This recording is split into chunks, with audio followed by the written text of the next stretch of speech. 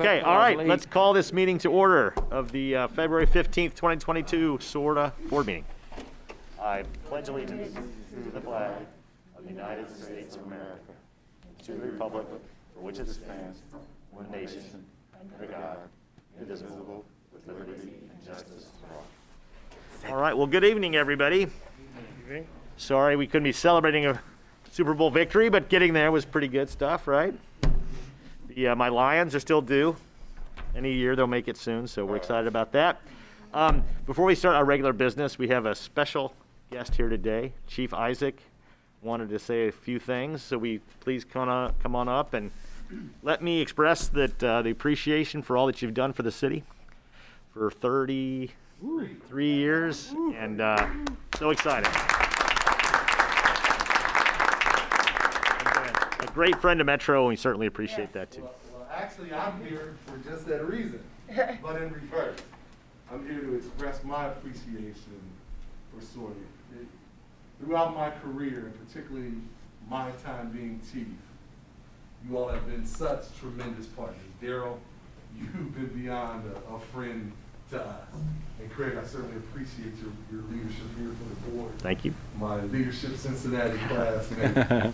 But I wanted to sincerely thank you on behalf of the men and women of the Cincinnati Police Department for all your support and partnership. It has truly meant so much, whether it's gathering evidence through the cameras, helping with transportation when we're doing things with kids and getting officers around through the memorials, and even letting us purchase some of the old. Yeah, we. Extremely grateful Yeah. as we work through that challenge. But it has made such a significant difference for what we do each and every day. And I just wanted to present you guys with this certificate of appreciation. This has been tremendous, and certainly appreciate your part. Thank you very much.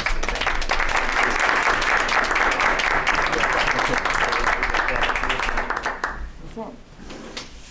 You didn't talk about me being leadership. Buddy Rod. You should tell them the story about us trying to get in that little circle. Chief looks at me, he says, I don't think we're gonna make it.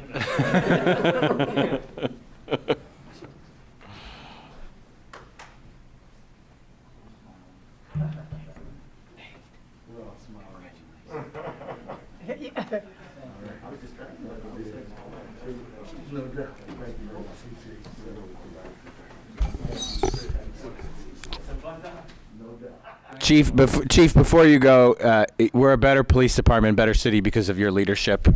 You 33 years. We know what we've been through as board members. We hear it when Craig and Daryl have had to call you, but more importantly, we all live here and we all know what it's like to live in the city, and you've made it safer and better and more friendly to the people who live here, and we're grateful for that. So I wish you the best in your retirement. Thank you all so much. Thank you. Committee meeting? Don't forget what I shared with you about the Yes, ma'am. All right. All right.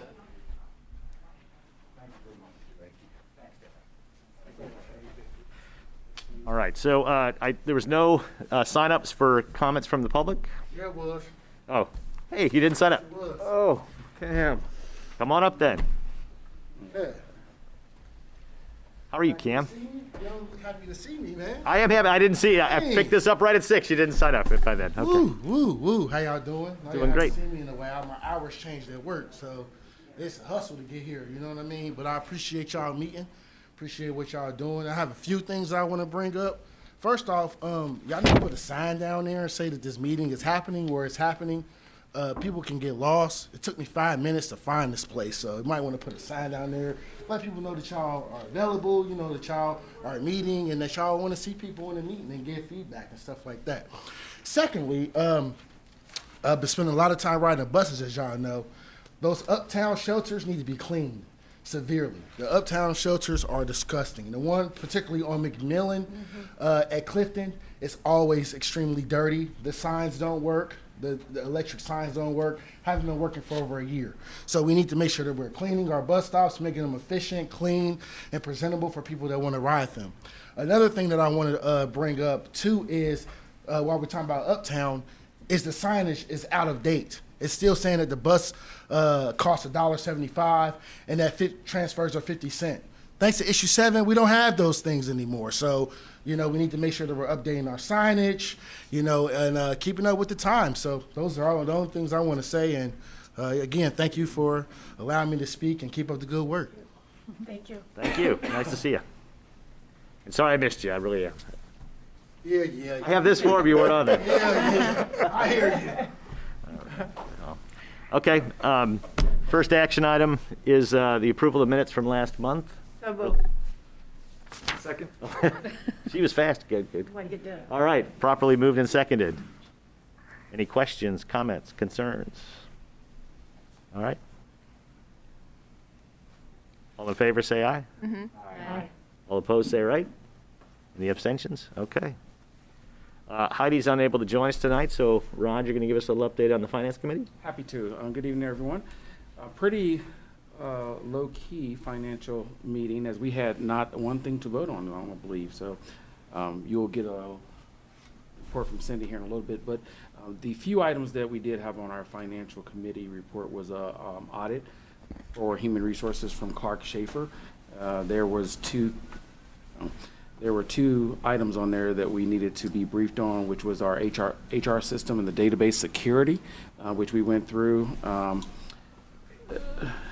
Both of those risk through the audit were low, so the HR and database security, and also access to, it looks like our the Paycor system. So Clark Schaefer went through that audit very briefly and let us know that there's 2 items that are being worked on, but they are very low risk.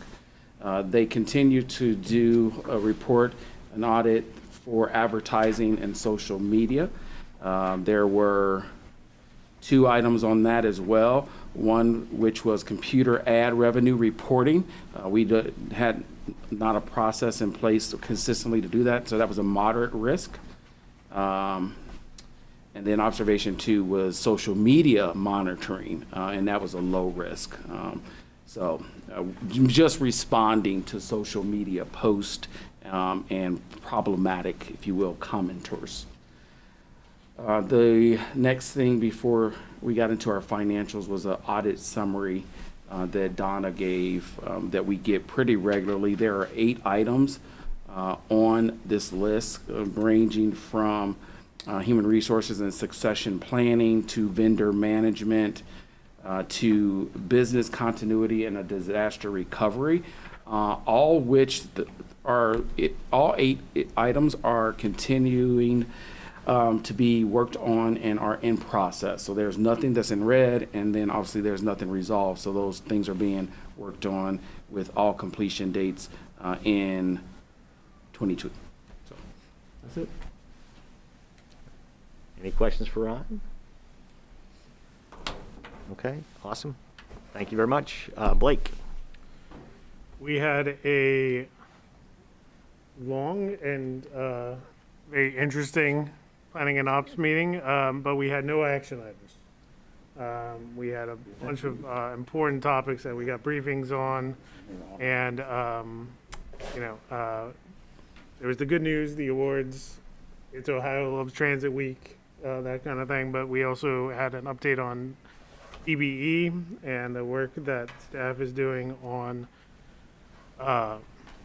improving reporting, and also our assistance of DBEs in bidding on our work. We had a briefing on benches and shelters, which there's some challenges there. Might have some changes coming, some evaluation going on how to best serve the ridership with benches and shelters, a CPS update, and then the ridership report. I think it is important to note in the full board meeting that we had a large number of missed trips last month. They were mostly grouped at the beginning of the month and this is industry-wide, had to do with Omicron absences. So I've seen this in large systems across the country in January. So we're optimistic about the next month and seeing better numbers. And that was planning and ops. So I expect we're going to get a... Good. Go ahead. I'm sorry, I was at the meeting, but, and we probably answered it, I just don't remember. Who did we say monitor the contract that is to maintain the shelters? I think we talked about the shelters. Yep. And I can't remember if we talked about how we monitor the quality of their work. What we're doing is we're putting together a process that our street supervisors will actually, they have sectors that they're responsible for. So they're going to have a report that they have to do once a week with the shelters, the benches, the park and rides, the transit centers. So we're putting together a process to make sure we touch each one of those things that our customers are affected by. But we didn't answer that during the meeting, is that correct? We did talk about that during I the meeting. remember us talking about it, Yes. that's why I wanted to make sure that, Well, so we got to make sure they're doing it. we gotta make sure they're doing it, that's fine. I think that actually came up in the finance committee. It came up in our meeting, and I just kind of We want to make talked it about it. public that we did talk about it in our meeting, and that we do have a plan of Yes, action. yes. The other one is coming back with a plan to purchase benches, even if we can't get advertising. Right? So- Absolutely, and we expect within either next month or the following month to bring back the plan and an RFP to actually begin purchasing benches to Okay. start putting our own benches out. Yeah, that's fine. Okay, great. Any other questions for Blake? It was a long meeting not to have any It action. was a long meeting. It's interesting. Very interesting. So thank you. And what we know we didn't get to was some of the employee data, so we're going to do that now, right? Right. So is it just benches, or are we gonna do benches and shelters? We're going to do benches, and our vendor is doing shelters. So the vendor has ordered shelters. They're taking a lot longer to come in because of the pandemic. They have received 15. There are more that are coming in next week. So you'll start to see within the next week or two, some of those shelters start getting in the ground. There are over 50 that have been ordered already. So the shelters you'll start seeing right away.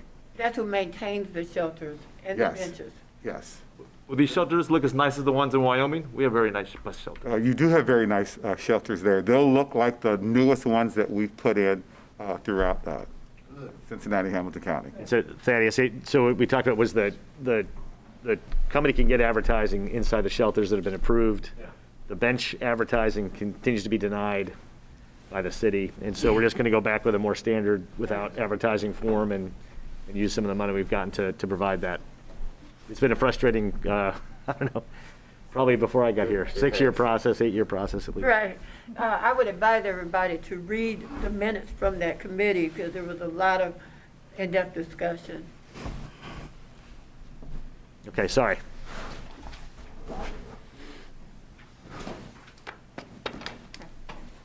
Good evening, everybody. Adrian Harrison, Vice President of Human Resources. I'm going to give another update on employee relations, kind of around our recruiting, some of our attrition challenges, leave of absence update, and also talk to you about employee engagement survey we've recently done. So I'll give you an update on all of that. So last year, if you remember, I gave you a pretty comprehensive list of items we're doing, things we're doing from a recruiting standpoint to try to increase our recruiting efforts. And so just real high level, I just wanted to highlight a few of the things that have changed that I thought were worth noting.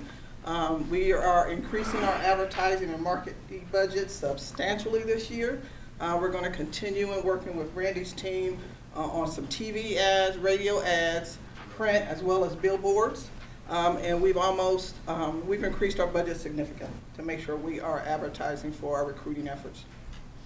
We are going to have in-person career fairs again this year. We had gone to virtual career fairs last year, so we're now going in person. We have 6 pre-scheduled, and we're working with marketing to make sure we get as much advertising out there as we can so that individuals know what we're doing. So we had our first one in January. Turnout wasn't as great as we would like, but we were still pretty much in the midst of a pretty decent amount of COVID cases. We are continuing our community partnerships, and we've got a pretty comprehensive list. Everyone is starting to get back in the offices, so that's helpful that we're able to reach out to those individuals. The new hire bonus we have kept at $2,000, so we're real excited about that. And as you all well know, our trainee wage has gone up to $19 now, and when we started this process a couple years ago, it was only at $16. So our new progression wage post the contract is now 2106, so as soon as they finish training, that's the wage they will go to right away. We're going to be adding another recruiter this year, and we're trying to work through some things with the ATU on retiree recruitment, so getting some of our retirees back on a part-time basis, so we're working through that right now. Next slide, please. Recruiting. So we have had what I would consider a pretty decent year from a recruiting standpoint. We hired, and this is total hires, so this includes administration and bargaining unit hires. We've hired about 187 individuals in 2021. 43 of those were administrative hires, and 26 of those were replacement positions. So they weren't new positions, but positions where people had left and we were replacing them. 17 were new positions that were added. Then we hired about 144 bargaining unit employees, which I'll break down here for you soon. Some of the significant positions we were able to get filled last year. We had the Vice President of Transit Operations, which you all have met, I believe, Director of Transit Development and Innovation, on Helez Steve, who was part of Helez's team, Director of Ridership Development, part of Brandy's team, Manager of ADA and Accessible Services. So with the Mark McEwen leaving, so we have that individual who started over at Access, External Affairs Manager, and Senior Director of Recruiting. So we had bargaining unit about 126 operators we were able to hire, and about 18 maintenance employees. So that's where we stand, and I'll break down a little bit more of that as we go forward. Next slide, please. Unfortunately, we've had some challenges with attrition. Our total separations in 2021 were about 150. 28 of those were administrative employees, and as I mentioned earlier, we replaced 26 of those positions. We had 12 maintenance employees we lost. And unfortunately, this is where our challenges continue. We lost 110 operators. And in addition to that, we had another 11 operators who left the operator headcount because they went into other positions within Metro. So they didn't leave the company, but they took other jobs as clerks or street supervisors, things like that.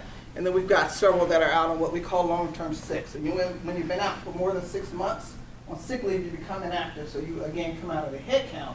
So unfortunately, we're about 100 and whatever that is, 39 operators down. So our gain was a net gain, unfortunately. I break down operator attrition a little bit more for you here. 65 of the operator positions that we lost, or 59%, were actual operators. So they're in progression, they were operators that were not trainees. And you can see there about 36 of them were resignations. We had 12 retirements and a number of terminations where those were individuals that we had to let go.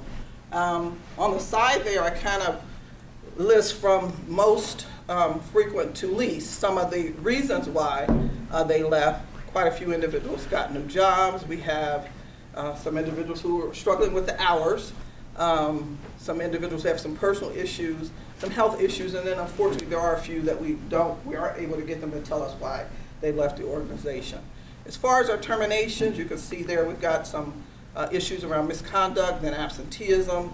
There are other reasons, things like, unfortunately, we've had an operator 2 pass away. And then benefits expired, so they've been out for longer than they can be allowed to be out under the 1960 agreement. And then we've had a couple, not many, but we had a few that were like due to drug and alcohol failures. So trainee attrition, so about 45 or 41% of our trainees we lost out of the 126 that were hired. So we had, it kind of flip-flopped. So we had few resignations, we had 12, and more terminations, we had 24. So the CLP, if you remember, we started the CLP, which is a commercial learners permit class that we're doing now. And with that, we bring them in and we give them a 1 week to learn everything they need for 40 hours to take the written portion of the CDL. And we had about 9 of them that weren't able to get through that, which isn't bad because we hired about 53 through the CDL, CLP classes. We had resignations. Usually the number one issue is the hours. Then it's new jobs, and then again we have some that have some personal issues, and then there are a few where we don't know why they left because they don't let us know, or we don't have a chance to find out from them why they're leaving.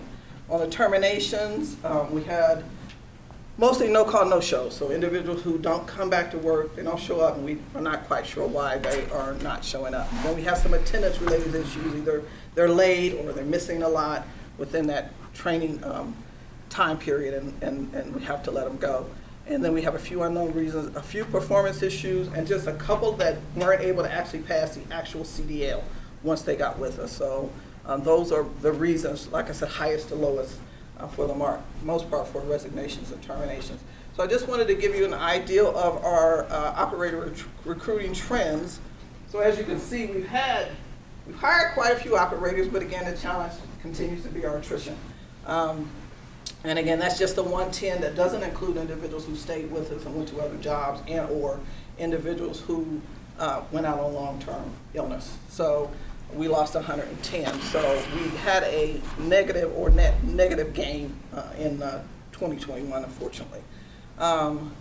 So the next thing I wanted to talk about is our leave of absence process, just a little bit. Actually, quick, maybe it's, so far this year, I know it's the new contract's really recent, but any sense of any improvement in these trends or no? So we're slowly starting to see our pipeline increase. I mean, it takes a little bit of while for us to get all the advertising out there that we have and all the mediums that we have in terms of our new rates and our new hire bonus. So we're just really starting now to see a little bit of an increase in our pipeline. We expect that to grow considerably as we continue through the year and with our marketing and advertising efforts that we'll be making. Okay. So I just wanted to give an update. I think someone had asked about the leave of absence process or some of our leave related issues. So I just wanted to talk about, from a leave of absence standpoint, there is an individual dedicated on my team, leave administrator, as she processes all of our sick claims and short-term disability claims for our administrative population. She also works and partners with our third party. We use a third party for our FMLA claims and for our short-term disability claims for the bargaining unit population. And I'll give you a little bit more information about that. We do run our FMLA leaves concurrent with all of our sick leave. So if you're on sick leave, it also counts as FMLA until such time as you run out. Whether it's sick, short-term disability, workers' comp, whatever it is, we run it concurrent with that. Next slide, please. Just to give you some sense of some of the challenges we see from a sick and leave process, we had 977 sick claim requests. So that wasn't 977 employees, I want to be clear, but different requests to be out. And with COVID, you know, we have some people who end up going out more than once or twice, either have COVID, get exposed to COVID, or other healthcare related issues. 455 of those were COVID related. So COVID related being they were either exposed and or they actually had COVID. And so then, so far this year, it's been a busy year so far. We've had 148 sick claims open just this year into, really this is as of really about the first week of February. 56 of those sick claims are still open, and we've had 73 positive COVID cases so far this year. So we were really seeing an uptick after the holiday season. And again, as I mentioned earlier, we have 18 employees who are out on long-term, what we call long-term sick. Next slide, please. Is that sick claim experience, is it cold and flu season typically when it's higher, or is that abnormal to be January like that? Well, it's not typically this high, but it does, you know, cold and flu season has kicked in, but because of Omicron, we just have seen a huge uptick. Now, I would tell you that we're seeing that drop considerably. So that was over that first about 5 weeks. We saw all these COVID cases coming off the holidays, Thanksgiving, Christmas.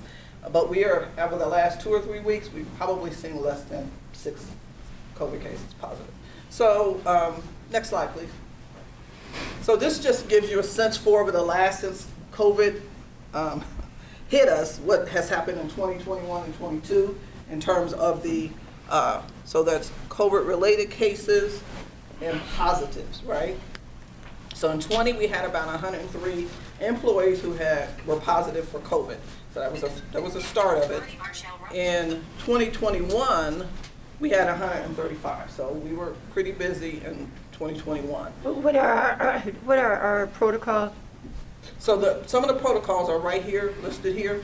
So, and then in 22, we had the 73. So we still provide masks, hand sanitizer. We still have posting both in the facilities and on the buses. We had a vaccine contest. If you remember, we talked about that late last year. If you were willing to give us information to let us know you were vaccinated, then we gave you, I think it was $200 pre-tax. We have installed the plastic shields on the buses.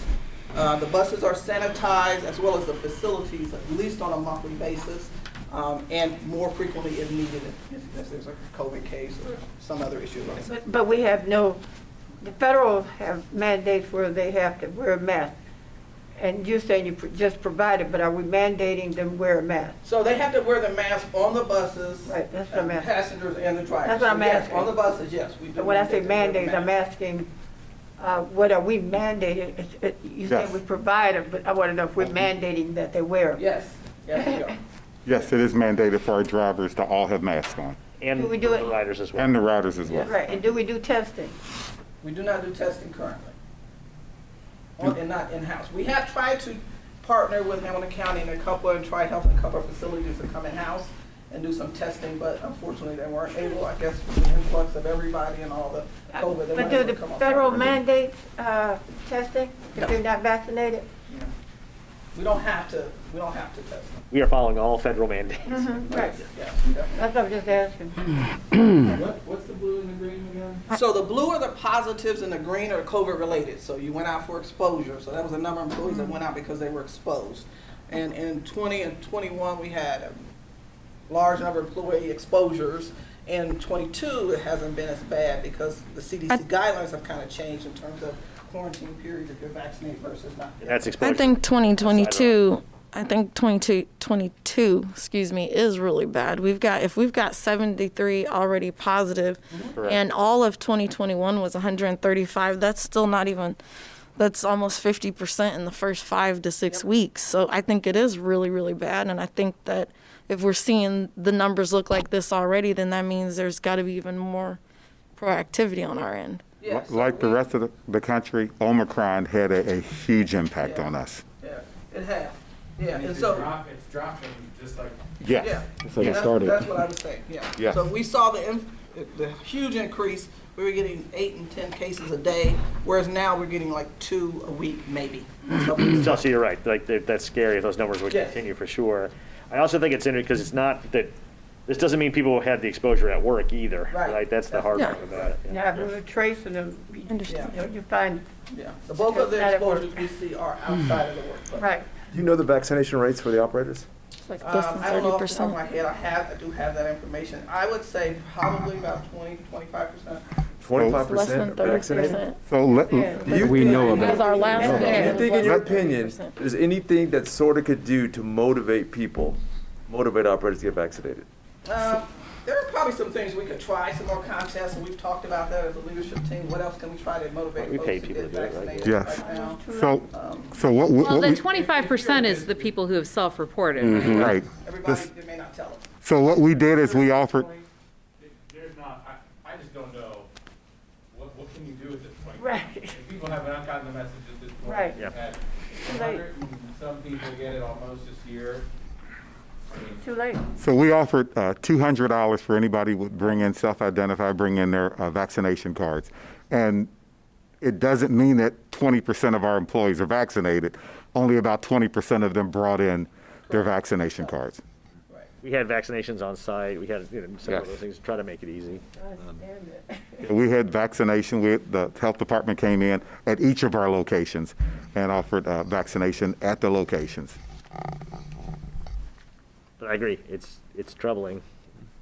So one of the things we are going to do, I just want to add, one of the things we've done with the change to the healthcare plan is we are adding an on-site nurse. We haven't determined that she will do vaccinations, but she will be on site to help people, and we may or may not be able to do that. It's to be determined, so. Next Will she slide. be able to do testing? Yes, she could probably do testing, but we haven't quite worked it out with United Healthcare yet in terms of what all of her responsibilities will be. So from an FMLA standpoint, I just want to give you some insight into the types of FMLA numbers we see as an organization. I give you the history in 19 and 20, which some of you have probably seen before, but I wanted to break down 21 in terms of what our FMLA requests are. So you can see there's 597 unique FMLA cases. That's not employees with FMLA, but that's a number of cases we have, because an employee can have more than one FMLA case, as we well know. The next number tells us about 297. In 21, we had about 297 actual employees with FMLA. 81 of those were continuous. We had 143 that were intermittent, and then we had that 73 who had multiple cases. And so we've got about 80% of our operator population who has some sort of an FMLA case. 80% of those numbers represent operators, I should say. So we've got quite a few operators that do have an FMLA case open with us, and that we have to work through when they come out. Next slide, please. So when you say continuous, what is that? That just, that So never they run closes? for extended period of time, so maybe 3 months, maybe 2 months, maybe versus intermittent, you might be certified to be out for 1 day a week because you've got a bad case of asthma or something. Right. Let's just say. Right. So yeah. But they use Continuous their own- means you went out and you stayed out for an extended period. But they use their sick time, right? Correct. They have sick time. They do use their sick time if they're around. They have short-term disability. What's the breakdown from here with, you know, kind of like your physical illnesses versus, you know, mental health concerns or challenges So we that don't could really, be job related? we don't really get into the diagnosis per se. I use a third party for all of my FMLA claims. Typically, that is healthcare related, but in terms of the actual diagnosis, we don't really get into They don't what have it to tell is that you. an employee is out for. They don't have to tell you. Yeah, and we don't ask. Yeah. So the other thing is we do have EAP on site. We bring them on regularly. We refer employees to EAP if they've got issues, but we don't actually get into Right. knowing the diagnosis. And then this just tells you a little bit about kind of sick versus miss or sick, so late in or out sick versus FMLA, and then their blue number is the total. So we've got quite a few FMLA cases. Again, a lot of them are intermittent. It depends on the reporting that we have. The numbers are up or down. We do a lot of follow-up with our vendor to partner to make sure that all the information and individuals are accountable. But we do have quite a few sick claims that we process with COVID. And next slide, please. So this is something that I think is pretty positive that I wanted to just make you all aware of. So we just did recently an employee engagement survey with our entire employee population. I'll give you a little bit more about that. It ran from January 24th through January 30th of this year. We used a third party, minority and female-owned organization, and it's C. Robinson and Associates. I'm not related. I'm gonna clear that up now. I was going to ask. We're gonna clear that up now. So they were actually on site for an entire week. They went out to all of the facility locations as well as down here in Huntington. They actually handed out the surveys. They were anonymous, so you didn't have to put your name on them, but they did try to have people sign off that they completed it, right? So we kind of could get an information on what percentage of operators versus maintenance versus admin and so forth. So there, it was paper-based, so it wasn't electronic. Everybody filled it out. Next slide, please. We really got a great response, but you can kind of see this is what the survey's focus was on. Employee satisfaction, employee engagement, awareness of the strategic plan. We talked about some pandemic things, and then we asked some open-ended questions. Next slide, please. So that's how the questions were broken down. We had about 507 employees complete the survey, which is a phenomenal response, because in past surveys, we've had like 10 or 20%, right, that were able to complete it. So that's over 50% response rate, which we think is really good. Obviously, the employees have lots to say, which we want to hear. So we're currently tabulating the results of the survey. And then the next step is once we get the results in, we'll look at possibly doing some employee focus groups. And then once those are done, we'll begin to develop our action plans based upon the information we get. And then we'll begin to implement those action plans, depending on what we're told. Because right now we don't know. Will we have any information, like this, is this the entire form that filled out, or do you? No, it's a 2-page form. I just put it. Okay, so we know kind of what area they're working, like we Yes. can, okay. Yes, so we did ask what area they were in. Are your operations Barn Hill, operations Queensgate, Barn Hill maintenance, administrative, and so forth.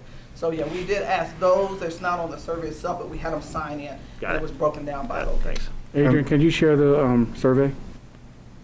Say that again, Yes. I'm sorry. Can you share the survey? Oh, yeah. I can, you want to see a copy?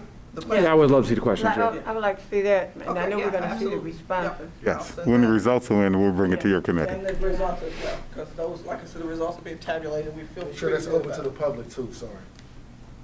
Yeah, sure. So we are real excited about that. Preliminarily, we got quite a few comments as well. We got almost 200 employees that in addition to filling out the survey, they gave comments about some things they thought were worth noting. So we're real excited to get information, figure out what our next steps need to be. I think that is it. Quickly. I'm going to go back to recruiting and hiring. So at the end of the January, we're $368,000 under budget in employee benefits and wages. I'm assuming that's just from the open positions. How many positions do we have open right now? And, well, not including the operator positions, I think there was a new ad for, how many new positions? I Probably. don't have off the top of my head. 30? Yeah, then that's mostly administrative. Our operator position is what we call an evergreen position. So it's not that they're openings, but we're always hiring. So we're always trying to overhire so that as we have our issues with attrition, we still can continue to hopefully have a net gain. So. Can't we say overhire? We know we're short, so we're not overhiring. We just never stop hiring. Right. Let me put it like that. But I think there's two things. One, how do we budget it? Does Cindy, Yeah.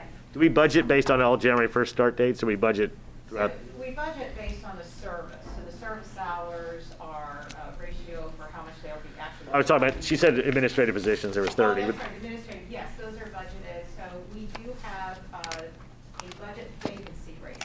So when we look at our Okay. our entire list of open positions, we will assume, and starting in January, we assumed we would be about 23% vacant with those administrative positions. We are. I mean, that's not what we want to hit, it's not great, but because of that, the overall goal is an average, and the budget is about 16% on average for the year. It just, as we Okay. go. And that percentage goes down as the year Yes, goes on. so the first quarter of 2022, the vacancy rate is about 22%. Of those total positions will be vacant. I think the next quarter, it's down to about 20 and 18, so it gets to a goal to be at least by the end of the year about 10%, which would be Of the new roles or of all? All. Seems like a lot, okay. What's the cost per person that quits when training? During training, operators? It depends on the position, but for operators, it depends if you count training hours and things like that. It's probably, I don't know, less than $10,000. My final question. Yeah,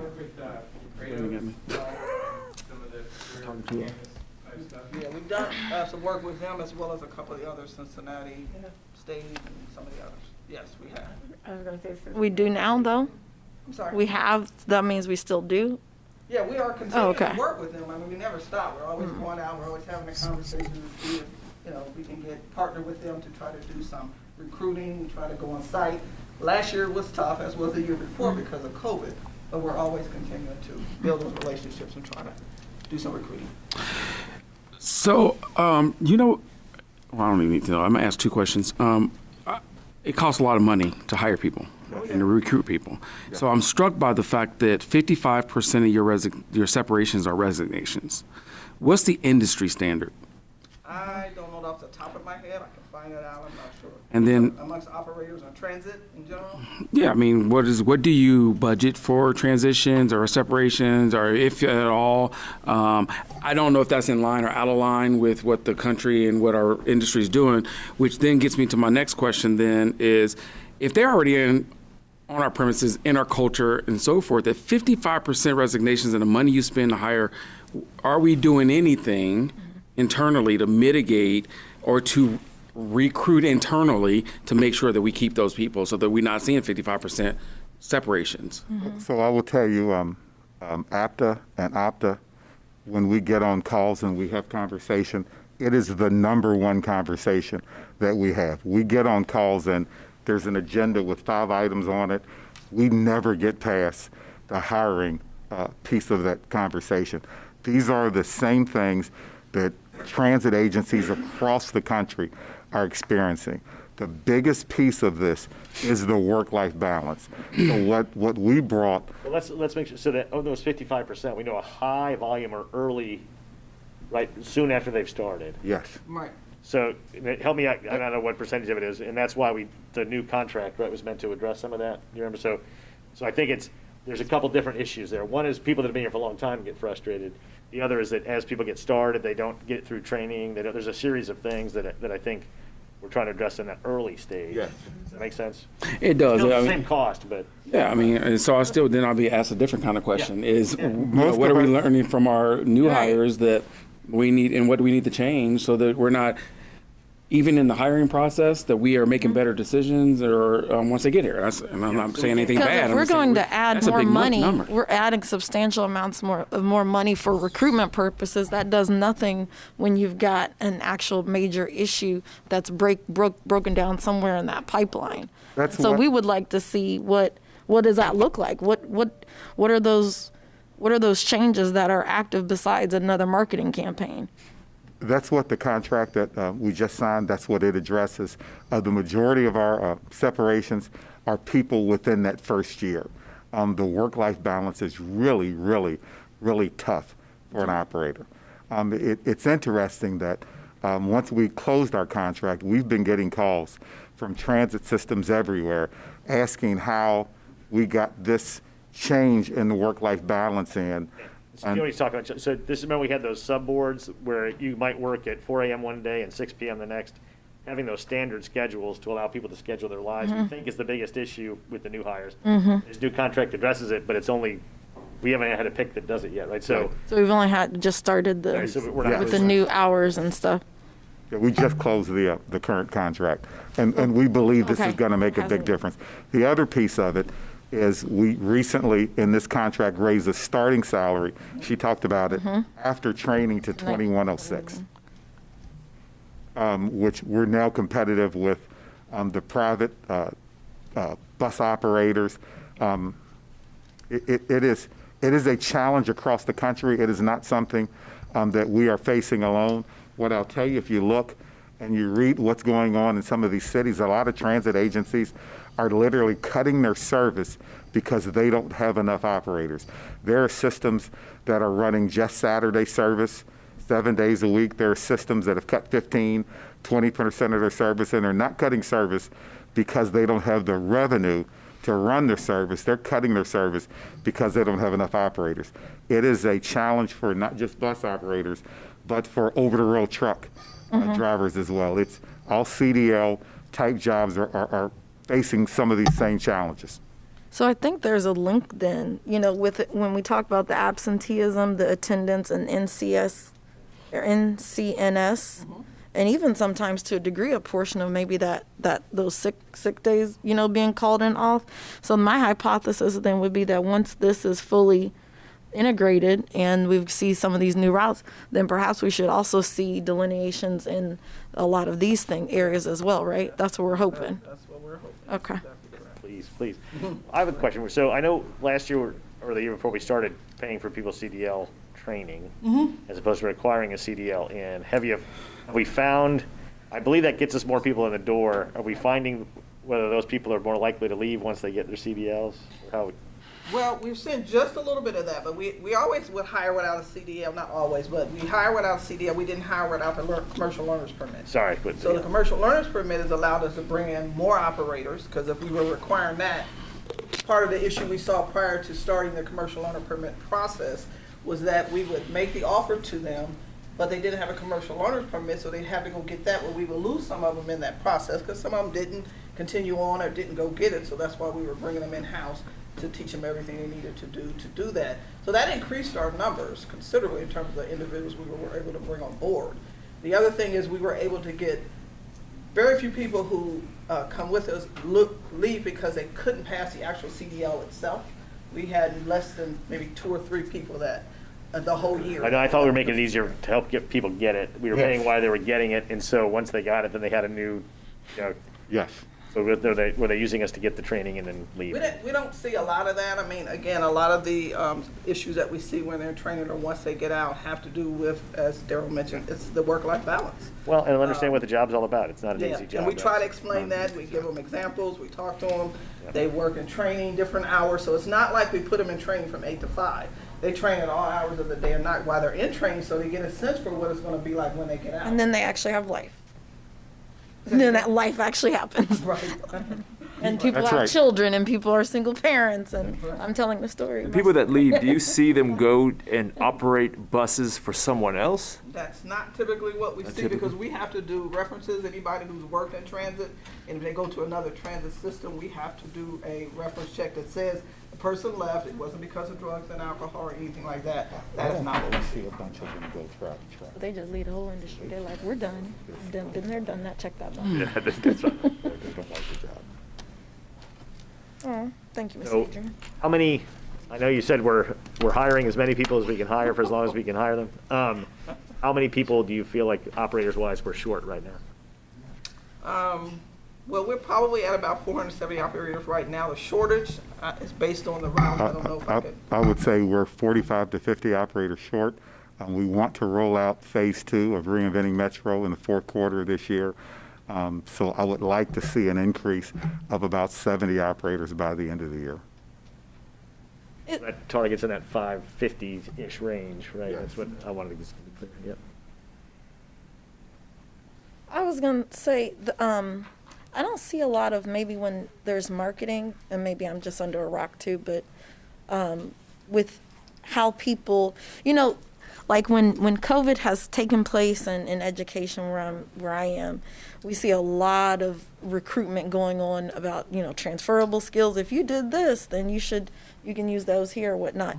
Do we kind of market in that manner where, if you've managed a schedule or you know how to drive a vehicle, I don't know what it would be, but to try to pick up people that normally wouldn't be here, but that we can attract. Does that make sense? I can tell you the bulk of the people we hire have never driven a bus Oh. and don't come from that environment. So we're teaching them From day get one. the CDL, how to drive the bus, get their CDL, and then putting them on the road. Most of the people we hire aren't former drivers or It's not a driven lot, somewhere but else. we They're pay not for the it. bulk of the people. That's probably We pay for the written portion and the Oh, okay. driving Yeah, portion. everybody we hire, almost all the people we hire have never driven a bus before. Gotcha. So we're actually teaching them how to drive the bus. I do think there is an adjustment that they have sometime with the work-life balance piece of it, because you get out there and you think I can do it, and it becomes a little bit harder than you would like oftentimes with the hours. One of the things I was gonna ask for is, can we get a cost analysis of how much it costs to hire and train an individual as that, to get them to the day of hire, that they've gone through everything? How much does that cost us? You mean the first day of hire? We've done that, and I'm sorry I don't have that number off the top of my head, but Yeah. happy to share that with you. Yes. I'm wondering how much it actually costs. I'm talking about manpower, Yes, everything that it yes. costs to get you Yes. there. Because there may be an opportunity to partner with, we talked about this before, with the driver schools. If we're spending that kind of money, I don't know how much we're spending, but how much does it cost them to recruit and train? And we do know it costs about $4,500 to get a CDL. If you were anywhere else trying to get a CDL, it would cost you that, and we're giving you that for free and teaching you how to do that. $4,500 We to can get look a for that That includes information. the learning to drive the Okay, bus. because 4,500? Yes. To get a seat, I had no. Okay, so now that's different, because I thought you said 500. No, you were no. talking about the license itself. I thought you were talking Oh, about. Our training is 8 to 10 weeks. Yes. so you're paying $4,500 for each new hire to go get a CDL, and you have, No, we're not paying that, but that would be the cost if you went anywhere else. So you're paying for that class though, right? No, we Oh, teach the just the class. license. Yes. yeah, but you okay. have a salary built in, that's and a I little don't. But what it wanna go is, into it, we but, pay them for those 8 to 10 the weeks. CDL while program they're that I in training. operated cost us $5,000 per participant. Right. And they did all of that. I mean, they got up through the CDL, So if you everything. wanted to go So I'm someplace else, questioning how much you'd be there for it's 8 costing weeks. us to Well, do if it. you're about to- if I thought- And is I thought you were saying another you paid party $4,500 is that a They cheaper say they option need to for us? sign I a don't know. commitment for. I don't We know. do it in-house. I mean, the trainers do it as a part of the 8 to 10 I week understand, but there's a training. salary included in that, there's the, Healthcare, there's, benefits. you're still spending money. Yes. And at 4,500 is the low bar, I'm sure it's probably a little higher, because people got, anyway.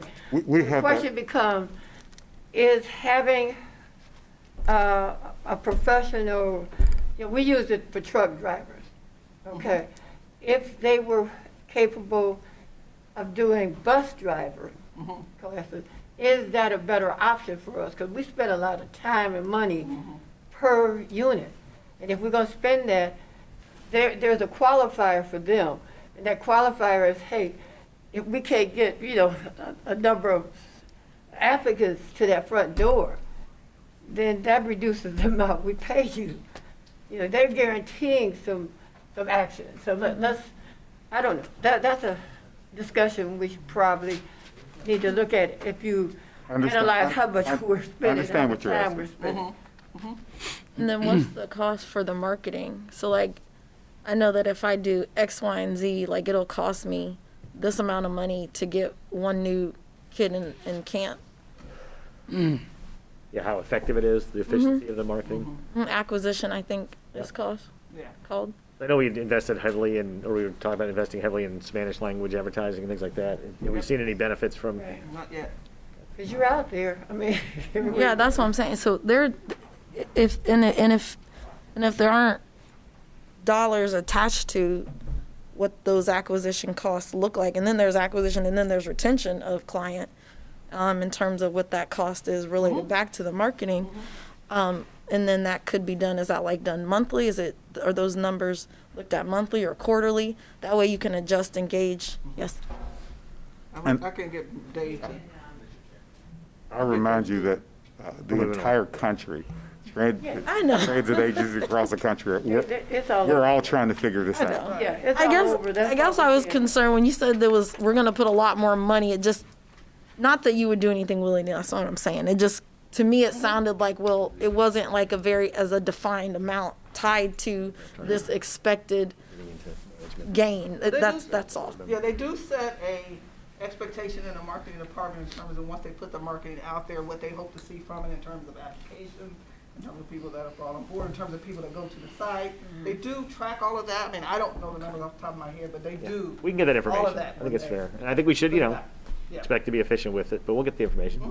Yeah. We have, and make the rest right, we had a some analysis done, and with the attrition, so, for bringing everyone in, what was cost in our current, so we can definitely update that. All done, I promise. I'll do this right here.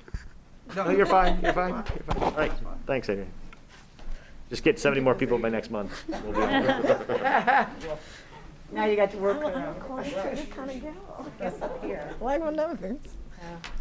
Good evening, everyone. Evening. Evening. Good, how you doing? So we're going to go through the January results. We went through this in the Finance Committee, so I'll make this fairly brief. So what you're seeing here now are our January results. Our operating surplus before any adjustments were made was about 0.9 million for the month. Capital revenue was recorded to offset the operating surplus in order to continue to build our capital reserve. Total revenue of 11.7 million for the month was unfavorable to our budget by about 0.3 million or 2.9%. So just focusing on our total revenue, the key drivers, fares. Fare revenue was unfavorable to budget by 141,000 or 14.7% for the month. The unfavorable fare revenue was almost entirely due to the unfavorable ridership in both fixed route and access service. The Omicron variant, which spiked in the region in January, caused many employers and or residents to forego their return to in-person activities and extend the working from home. So we talked about our budget challenges. This is why we forecast. So our CPS contract is a result of an estimated cost of about 2.1 million due to CPS for unused passes. The CPS revenue was unfavorable to budget for the month by about 191,000 or 39.6%. We will, as stated, continue to monitor the passes for the remainder of the school year and credit CPS for the total unused passes at the end of the school year. So we are watching this every month. Moving on to our expenses, the total expense of $10.9 million was favorable to budget by $1.2 million or 10.2%. For the month, our key drivers, I think was mentioned earlier, wages and benefits, they were favorable to budget by $368,000, 4.6%, due to favorable wage-related benefits, primarily due to the operator wages as a result of the missed trips. So the number of hours that were not driven resulted in a favorable in that area. And then also there was a miss to our, in our budget, we had forecast or budgeted some holiday wages, which should not have that. So we'll, that's one, those two factors were key drivers in wages and benefits. Fuel and lubricants favorable to budget by $163,000 or 35.4% as a result of our lower miles driven compared to budget due to missed trips and favorable some miles per gallon as well. So that was the key drivers there. And then the other line, which was favorable to budget by $671,000 or 23%. Due to the timing of outsourced services that we had in the budget versus our actual and some training expense that we had budgeted for January, again, timing related. So we will continue to monitor this. When we redo our forecast for the first quarter, you'll see some of that impact, and we'll have a kind of a projected, either it'll be projected to be spent by the year or timing may, you know, so we'll have a better projection of the year as we go. That's it. So any questions?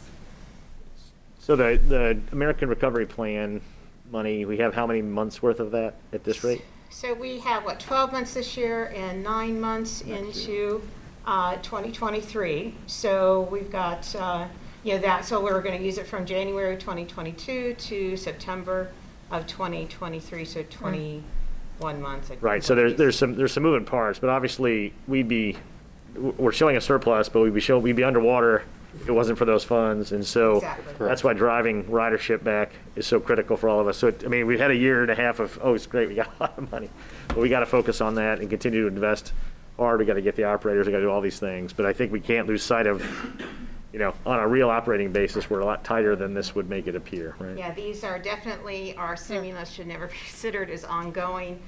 They will have an end date, and our goal is to concentrate on what we need to get the ongoing revenue once we have exhausted those stimulus funds, which ridership definitely has.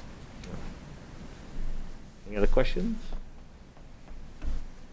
No? I know we looked at those at the committee, so thank you. All right. All right. Thank you. I want to thank all the board members that were able to make it to the transit infrastructure signing ceremony. I believe it was a huge success. We're really excited about our first year of awarding $227 million to fix the roads and bridges in our community. I'm really excited.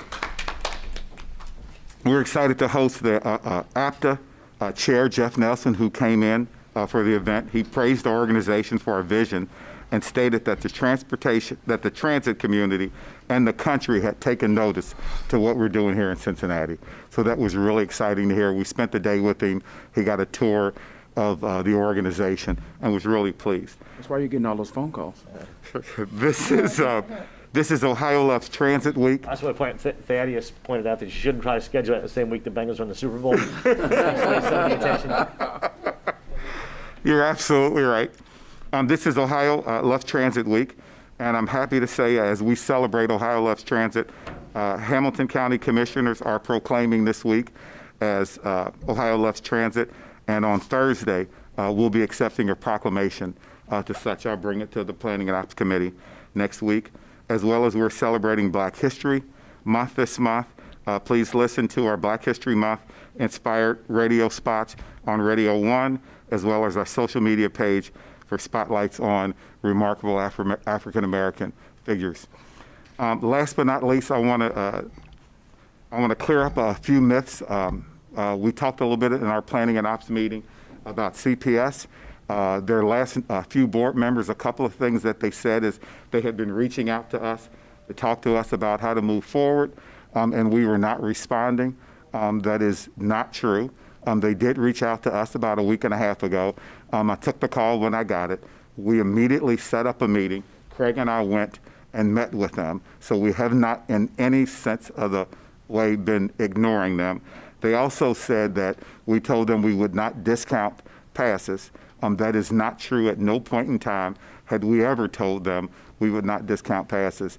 If you look on our Facebook page, on our web page, all of our communications that we have with CPS, we have been posting them.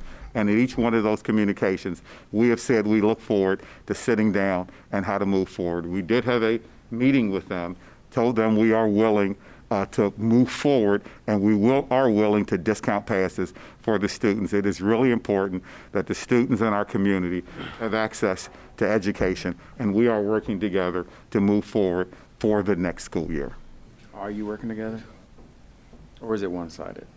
Don't answer that. We are at the table.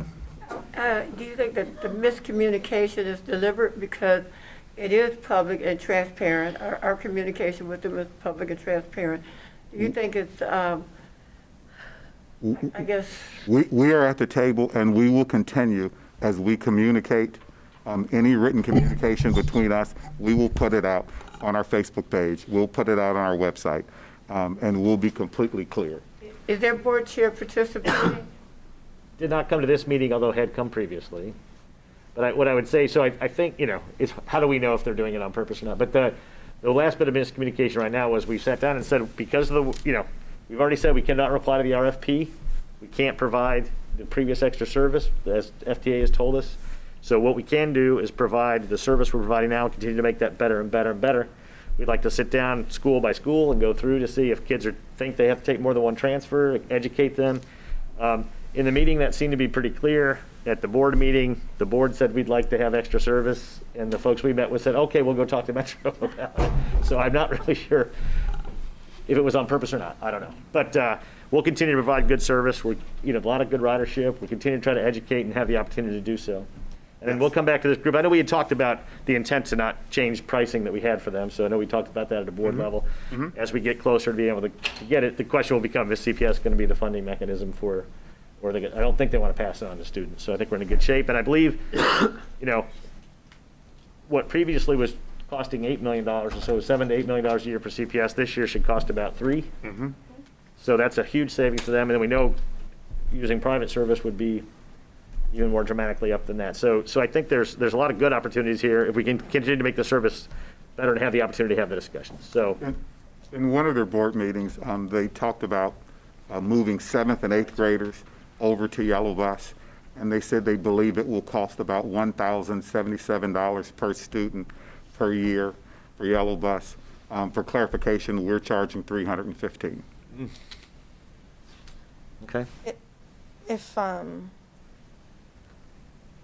If the meetings aren't as productive as they should be, perhaps there's a different way to do those meetings or have extended individuals at the table, because sometimes when you have only one or two representatives, it's like, it's like the game of phone.